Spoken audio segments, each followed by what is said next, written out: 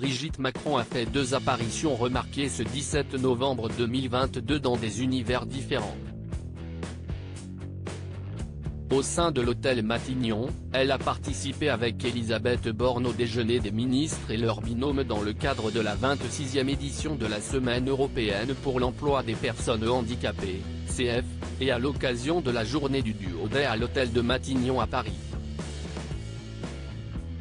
Un rendez-vous très important pour la First Lady française qu'il avait déjà assuré l'année dernière avec le chef du gouvernement de l'époque, Jean Castex, afin de valoriser les initiatives des entreprises et de l'État employeur pour intégrer le plus massivement possible les personnes en situation de handicap dans l'emploi.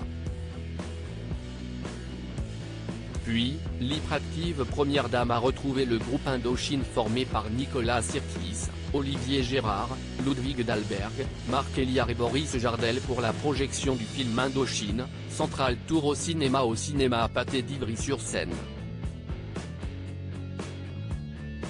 La star de la musique et la femme du dirigeant français sont d'ailleurs particulièrement investis tous les deux sur un même sujet, la lutte contre le harcèlement scolaire. Brigitte Macron était ainsi récemment avec le ministère de l'Éducation Pap Ndiaye pour lancer la campagne Non au harcèlement à l'école, tandis que l'interprète de College Boy, une chanson qui aborde ce sujet, avait montré tout son soutien au regretté Jonathan Destin, figure de la lutte contre ce fléau décédé au mois d'août. Un look rauque qui épouse sa fine silhouette. La tenue que Brigitte Macron a choisie pour ce jeudi épouse la silhouette de la femme mince qu'elle est, et s'y est aussi un de ses looks signature, une veste rock à fermeture zippée avec un pantalon presque moulant, mais toujours élégant, associé avec des escarpins noirs. La mère de 3 enfants et grand-mère de 7 petits-enfants assure pour ce 2e mandat, affichant une santé et une taille de guêpe qu'elle entretient rigoureusement.